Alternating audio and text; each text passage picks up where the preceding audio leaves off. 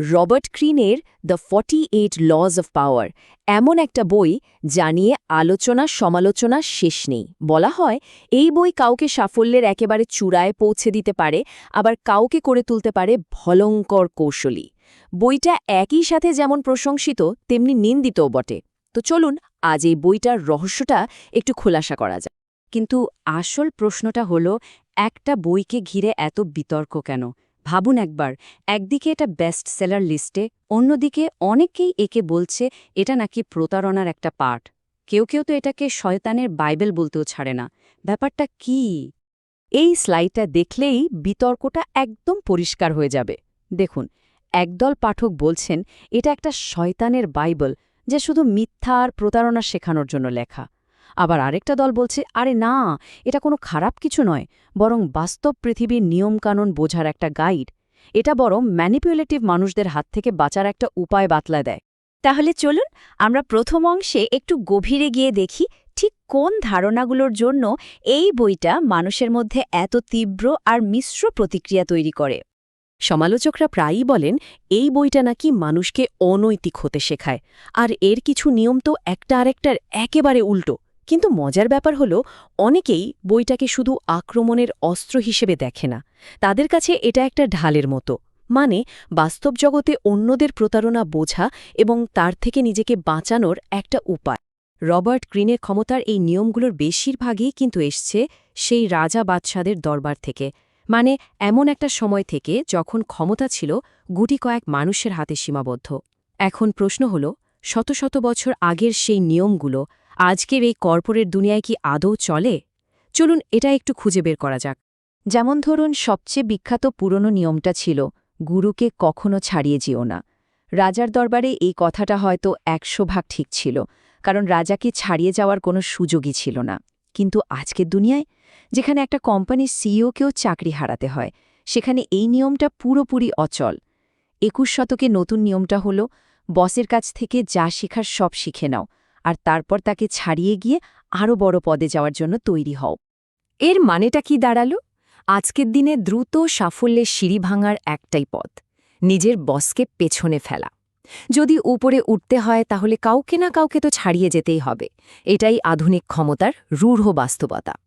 আচ্ছা, তাহলে এখন প্রশ্ন হল, ২১ শতকে ক্ষমতার খেলাটা আসলে কেমন? সোশ্যাল মিডিয়া আর সবকিছুতে স্বচ্ছতার এই যুগে পুরানো সেই কৌশলগুলো আর তেমন কাজ করে না। এখন দরকার আরও চতুর, আরও স্মার্ট পদ্ধতির। চলুন তো দেখি সেগুলো কি হতে পারে। একটু খেয়াল করলেই বোঝা যাবে কৌশলটা কিভাবে বদলে গেছে।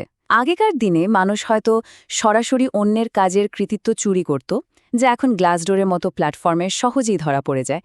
কিন্তু আধুনিক কৌশলটা অনেক বেশি সূক্ষ্ম। এখনকার পাওয়ার প্লেয়াররা সবাইকে একটা মহান উদ্দেশ্যের স্বপ্ন দেখায়, আর সেই স্বপ্নের জন্য সবাই কঠোর পরিশ্রম করে। কিন্তু দিনের শেষে আসল সুবিধাটা কিন্তু চলে যায় একজনের পকেটে। একই রকম ব্যাপার ঘটে উদ্দেশ্য গোপনের ক্ষেত্রেও। আগেকার দিনে নিজের আসল উদ্দেশ্য লুকিয়ে রাখাটাই ছিল চালাকি, আর এখনকার পাওয়ার প্লেয়াররা ঠিক তার উল্টোটা করে। তারা বিশ্ব পরিবর্তন বা মানবতার কল্যাণের মতো বড় বড় কথা সামনে নিয়ে আসে, আর সাধারণ মানুষ তাদের বিশ্বাস করে, দলে দলে যোগ দেয়, যা তাদের ক্ষমতাকে বহুগুণ বাড়িয়ে তোলে। তো শুধু থিওরি নিয়ে আলোচনা করলে তো হবে না। চলুন এবার কিছু বাস্তব উদাহরণ দেখা যাক।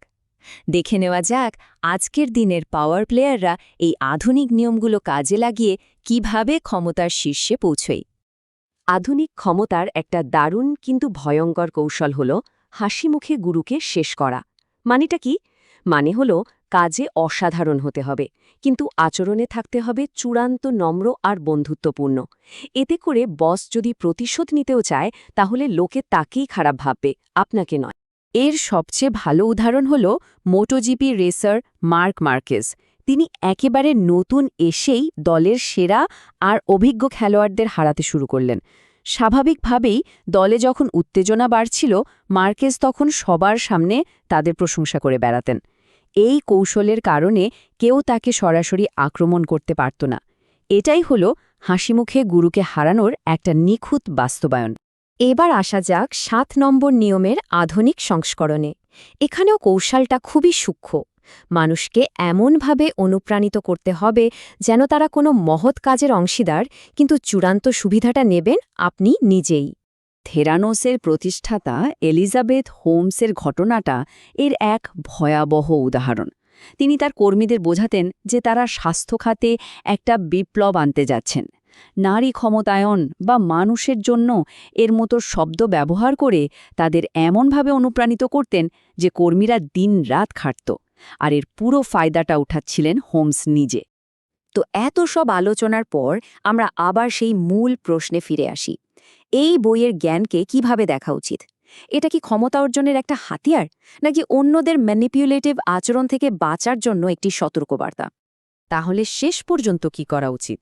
আসলে এই নিয়মগুলো অন্ধভাবে অনুসরণ না করে বরং বুদ্ধি কাজে লাগানো দরকার।